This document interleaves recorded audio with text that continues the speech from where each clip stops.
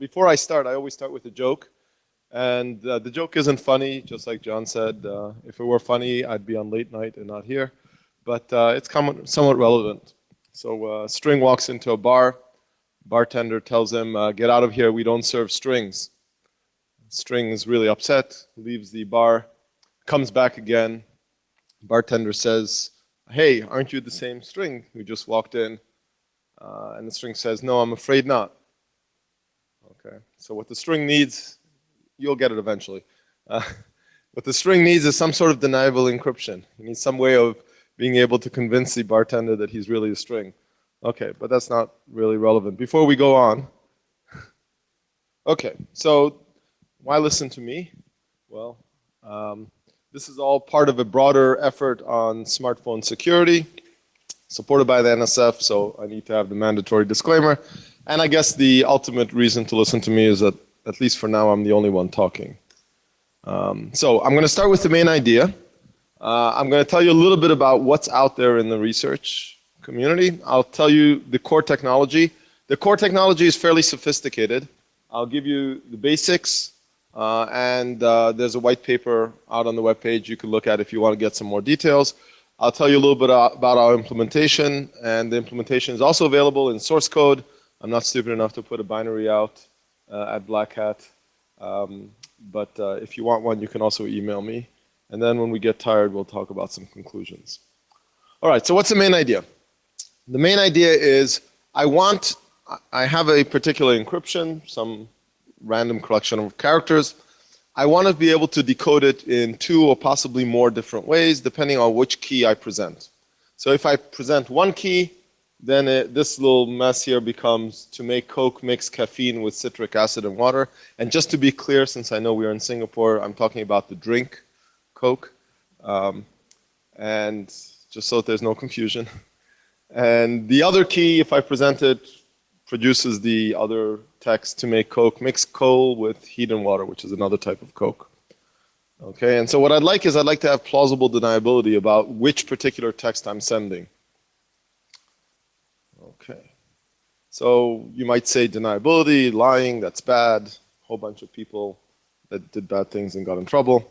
But let me try to give you at least some motivation for why plausible deniability might be a good thing.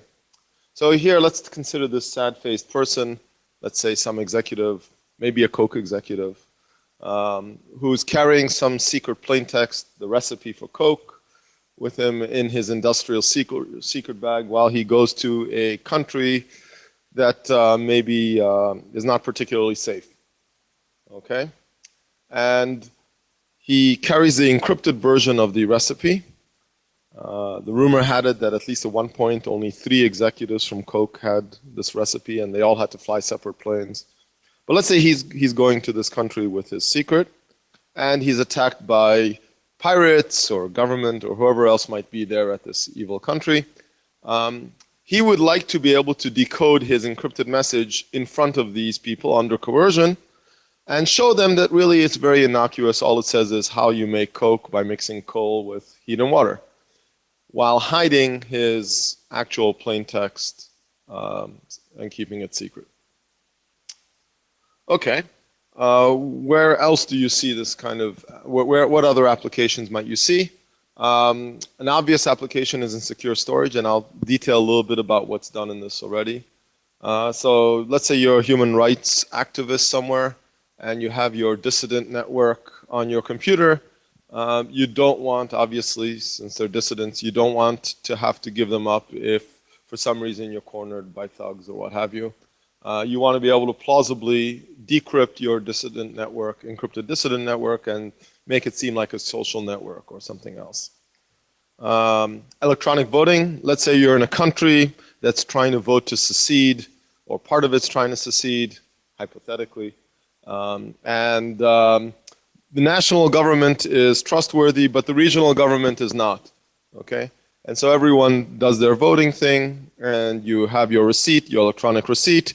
You want to be able to, when the regional lords or whatever come over and ask you, who did you vote for? You want to be able to demonstrate to them that you voted for them, but the vote that you sent to the national government gets counted in the way that you really wanted it.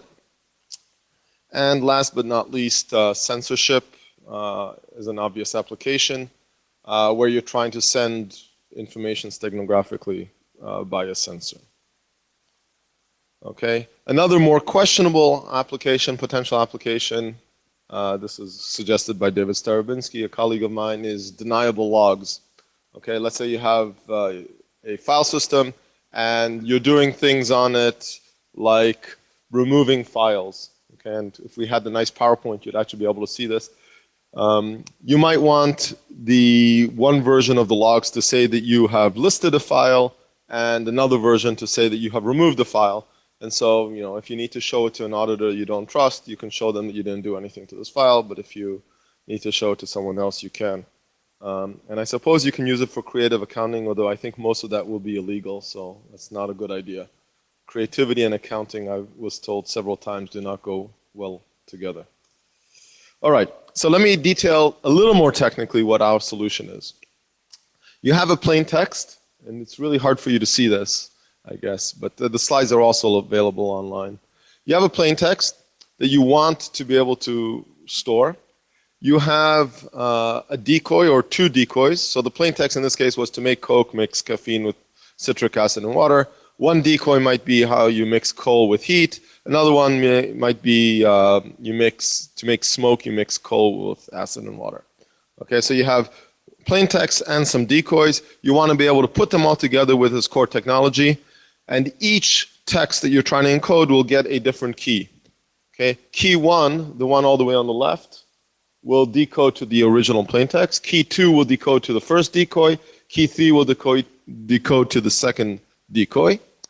And maybe after you've encrypted it, you might also want to be able to put in another decoy text. Okay, key 4. And so you might be able to do that even after you've encrypted the text.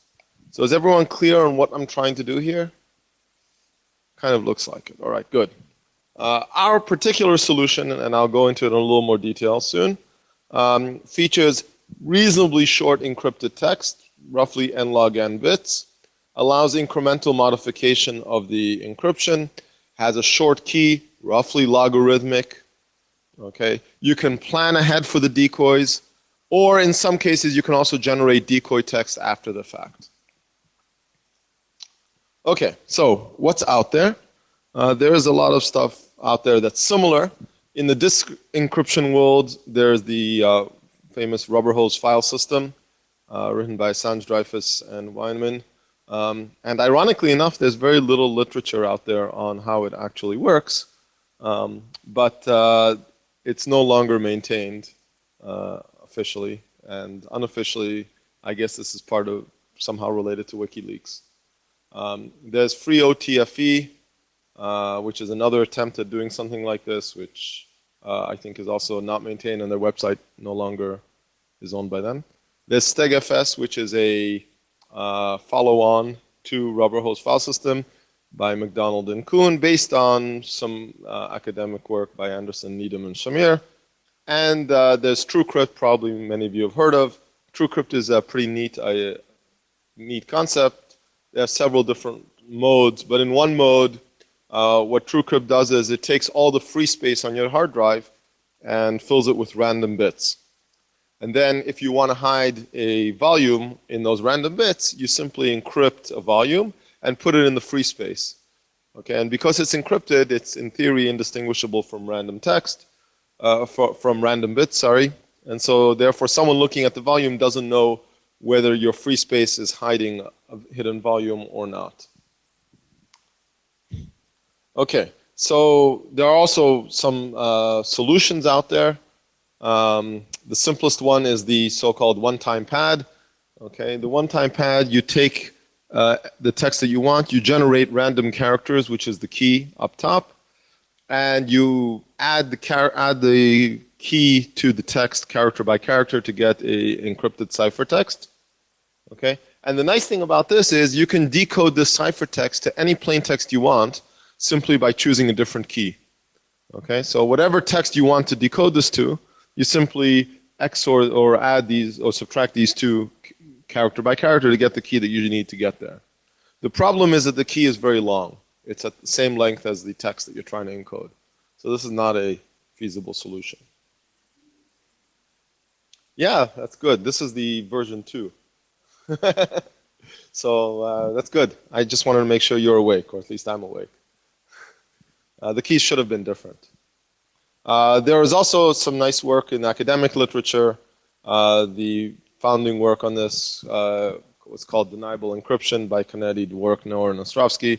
They look at a slightly different model where you encrypt with random bits, and you want to be able to decrypt a different message with different random bits and prove that that was the message.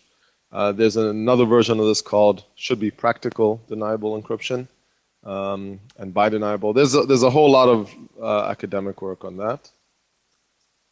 Okay, so let's get to the core technology. And again, I'm going to try to cover this at somewhat high level. And if you're interested in any of this, feel free to go in deeper, but I can easily give you an entire week course on just this material. So I'll try to be high level. Okay, there are 3 core technologies, most of which we've developed at some level. Set reconciliation, string reconciliation, and unique decoding. All right, so let me go over these one by one. Oh, is this good? Okay. I saw my calendar popping up. One of the most embarrassing talks I ever had, was a calendar message popped up in the middle of the talk in front of hundreds of people with some personal information about the speaker. Anyway, all right, so the set reconciliation problem. You have Alice and Bob, and each have a collection, a set of data. In this case, it's a phone book with names and phone numbers. Okay, and what you'd like to do is figure out what the differences are between Alice's and Bob's phone books using as little communication as possible. Okay, in this case, if you stare at it really hard, you'll see that Alice has one extra person, T homeless H, that Bob doesn't have, and Bob has DS cowboy that Alice doesn't have. Okay, and so the question is, how do you do this with a minimum amount of communication? And the big idea is that you encode the data as polynomials, okay? So you take your set, has elements x1 through xn, you encode it as a polynomial, z minus x1, z minus x2, z is a variable, z minus x3, okay? Bob does the same thing, and the key insight here, and if I'm losing you, I'll be back in a minute, okay? The key insight here is that if you divide the polynomial of Alice and Bob, okay, all the common set elements disappear. Okay, the numerator and denominators cancel out, and you're left on the numerator with all the set elements that Alice has that Bob doesn't, and on the denominator, all the things that Bob has that Alice doesn't.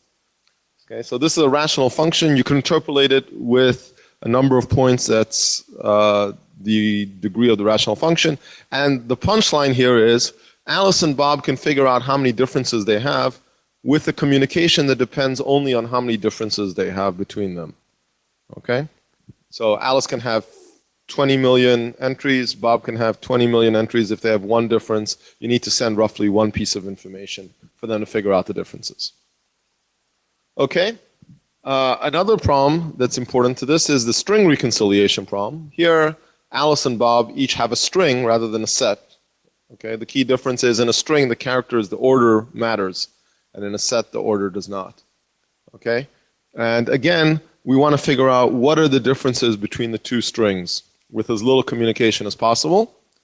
And in academia, what we like to do is we like to take a problem we don't know how to solve and make it look like a problem we do know how to solve, and then, well, we solve that problem. Okay. So in this case, I just told you how we did set reconciliation. And so what we're going to do is we're going to convert the string reconciliation problem into a set reconciliation problem by using something called shingling. I'm going to take the first 3 characters of my string, I, F, and space. Then I'm going to take the first 3 characters starting at the second character, then the first 3 characters starting at the third character. I'll take all possible 3-character substrings of Alice's string, and all possible 3-character substrings of Bob's string, okay? And lo and behold, those form a set, and I already know how to reconcile sets. So I'll reconcile the sets, okay? The problem is that at this point, Alice will know the set of substrings of Bob and vice versa, but she won't know what the string is, okay? And the reason is that there might be several ways to put those substrings together. So for example, if we have katana and Kannada, if you look at their 2-character substrings, they look the same, okay? But you can decode it into either one. And so we need some tricks for how to figure out how to make sure that there's only one decoding. All right, so that was 3 papers in about 3 slides. But let's go to the actual implementation. So if I want to encrypt my plain text, what I'm going to do is I'm going to, and here you can follow it on the right. So my plain text is to make Coke, mix caffeine with citric acid and juice. Okay? I can split it up into these shingles. Okay, pick some of those shingles. Generate a polynomial out of those shingles. Remember the z minus elements. Okay? Evaluate that polynomial at several points, and my ciphertext is going to be simply the evaluation of the polynomial at those points. Okay? My key is going to be some of the shingles.